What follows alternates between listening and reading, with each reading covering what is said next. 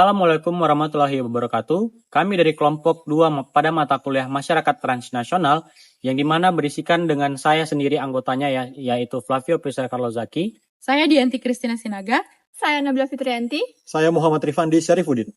Dan hari ini kami akan membahas mengenai bagaimana Gereja Katolik di Amerika Serikat yang dari komunitas yang bersifat privat menjadi aktor publik dalam jejaring keagamaan transnasional. Sebelum masuk ke dalam studi kasus, kami akan menjelaskan terlebih dahulu mengenai apa itu masyarakat transnasional. Jadi, masyarakat transnasional adalah kelompok sosial yang dimana aktivitas, identitas, dan juga relasinya melampaui batas negara. Jadi, orang-orang di dalam kelompok ini itu tidak hanya hidup di dalam satu ruang nasional saja, tetapi juga mereka saling terhubung dengan 2 atau lebih negara lain secara bersamaan. Dan Peggy Lafitte menyebut bahwa ini tuh sebuah kondisi di mana individu keeping fit in two worlds atau menjejakkan kaki pada 2 negara secara bersamaan. Maksudnya adalah seseorang itu tetap terhubung secara emosional, budaya maupun spiritual dengan negara asalnya. Sementara pada saat yang sama mereka hidup dan berpartisipasi aktif dalam negara tujuan. Fenomena ini terjadi karena globalisasi mempercepat mobilitas manusia, arus informasi, komunikasi digital, serta jaringan organisasi yang semakin kompleks. Ini menciptakan ruang sosial baru yang tidak lagi terikat pada batas negara. Dalam masyarakat transnasional, seseorang bisa bekerja di satu negara, berkomunikasi setiap hari dengan keluarga di negara lain, mengikuti perkembangan politik negara asal, dan dalam kasus agama tetap terhubung dengan komunitas keagamaan transnasional yang melintasi benua. Lalu, ciri penting masyarakat transnasional meliputi mobilitas lintas batas negara, identitas ganda, serta keterlibatan dalam organisasi global. Mobilitas lintas negara ini tuh menjadi fondasi utama jaringan transnasional. Kemudian, dengan ciri-ciri seperti itu, dalam konteks keagamaan, Gereja Katolik ini tuh menjadi contoh yang kuat dari masyarakat transnasional karena ia tidak hanya berdiri di satu negara aja, tapi ngebentuk jaringan global dari Vatikan hingga ke paroki-paroki kecil di seluruh dunia. Dan disinilah Gereja Katolik Amerika Serikat mengambil peran penting.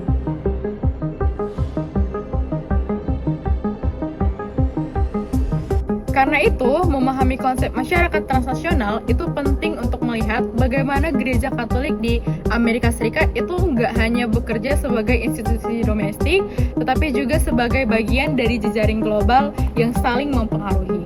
Nah, dengan konsep dasar ini, kita akan mulai masuk ke pembahasan mengenai kenapa Gereja Katolik di Amerika Serikat itu menjadi studi kasus yang sangat relevan yang akan kami bahas pada hari ini. Pada bagian ini, saya akan menjelaskan mengapa kami memilih Gereja Katolik di Amerika Serikat sebagai studi kasus. Kami memilih Gereja Katolik Amerika Serikat karena ia adalah contoh yang paling kuat dari transformasi agama modern. Gereja ini awalnya privat, internal, dan etnis, tapi kini menjadi aktor publik moral yang aktif membentuk kebijakan sosial dan gerakan di ruang publik. Awalnya, di abad 19-20, Gereja Katolik Amerika Serikat muncul sebagai komunitas imigran, seperti Irlandia, Jerman, Italia, hingga Polandia. Namun, perubahan besar terjadi setelah Konsili Vatikan II.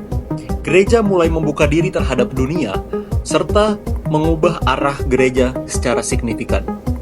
Konsili ini mendorong gereja untuk membuka diri terhadap dunia modern, memperkuat dialog sosial, dan memposisikan pelayanan sosial sebagai bagian dari misi evangelisasi.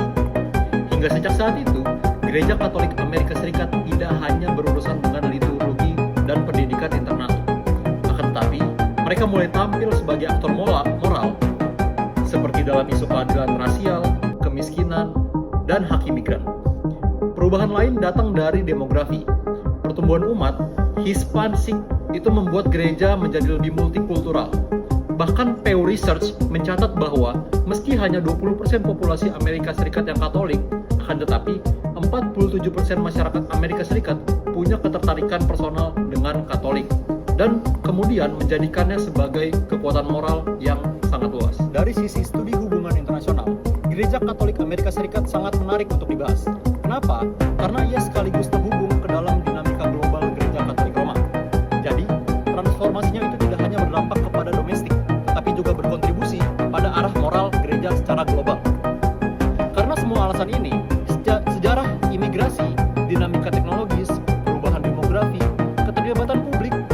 jaringan internasional Gereja Katolik Amerika Serikat itu menjadi studi kasus yang sangat ideal untuk bagaimana kita bisa menganalisis masyarakat transnasional dan transformasi agama publik.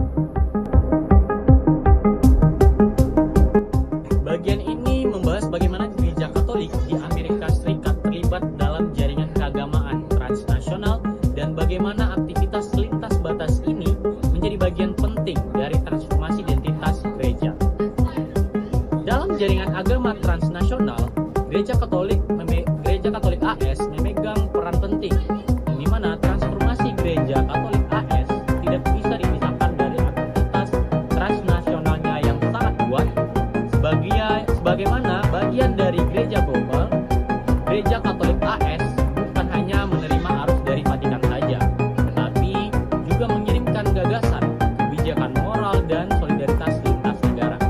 Berikut penjelasan mengenai bentukan dari keterlibatan transnasional mereka. Yang pertama, diplomasi moral dan hubungan dua arah dengan Vatikan. Hubungan ini bukan hanya satu arah. Gereja AS tentunya mengikuti ajaran universal Gereja Katolik dan arahan moral dari Paus, seperti yang tertuang dalam ensiklik Laudato Si atau Fratelli Tutti.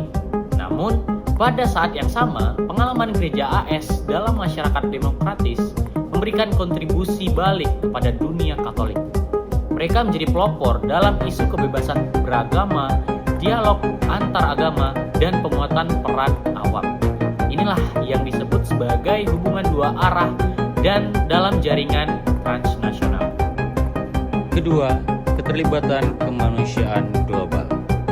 Gereja Katolik AS adalah salah satu penyumbang terbesar dalam proyek bantuan internasional.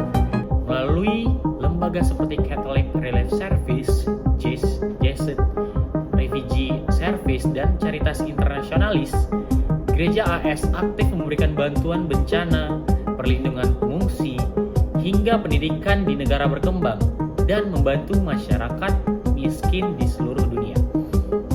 Kegiatan ini tidak hanya menciptakan solidaritas global, tetapi juga memperkuat peran gereja sebagai aktor non-negara yang bekerja untuk keadilan global. Ketiga, Gereja AS aktif dalam advokasi migran, terutama bagi komunitas Hispanik. Mereka memberikan bantuan hukum, perlindungan bagi keluarga migran, hingga advokasi kebijakan publik. Ini adalah bentuk keterlibatan transnasional karena identitas umat yang transnasional juga membentuk arah pelayanan gereja. Terakhir, proyek Synodal Leadership and Revitalisasi Public Catholicism. Melalui proyek tersebut, gereja mengajak umat berdialog tentang partisipasi sosial, keterlibatan perempuan, peran kaum muda, dan inklusi kelompok minoritas. Proses ini sekaligus membawa gereja AS terlibat dalam diskursus global gereja Katolik, tetapi juga sosial dan global. Melalui seluruh aktivitas ini, Gereja Katolik AS menunjukkan identitas baru, yang dimana bukan hanya lembaga domestik, melainkan aktor publik transnasional yang membentuk wacana moral global. Sebagai penutup, saya akan merangkum sekaligus memberikan analisis presentase kepentingan dari transformasi Gereja Katolik Amerika Serikat. Pertama, 40% kepentingannya muncul dari sisi sosial. Gereja menyediakan layanan sosial, pendidikan, konseling, hingga perlindungan bagi keluarga migran. Paroki-paroki menjadi ruang aman di mana identitas budaya dan spiritual bisa dipertahankan. Dalam konteks negara sebesar Amerika Serikat, fungsi sosial gereja sangat signifikan. Kedua, 30% berasal dari kontribusi mereka pada demokrasi lokal. Melalui faith-based organizing, pembentukan koalisi antar paroki, dan kampanye berbasis komunitas, gereja membantu membangun kapasitas warga biasa menjadi pemimpin yang mampu mempengaruhi kebijakan publik. Ini berdampak langsung pada revitalisasi partisipasi demokratis, khususnya di komunitas minoritas.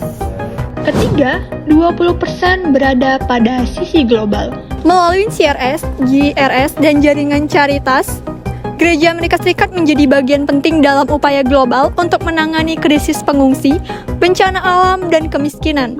Keterlibatan ini memperlihatkan bahwa Gereja Amerika Serikat bukan hanya berperan dalam konteks Amerika, tetapi juga dalam solidaritas global.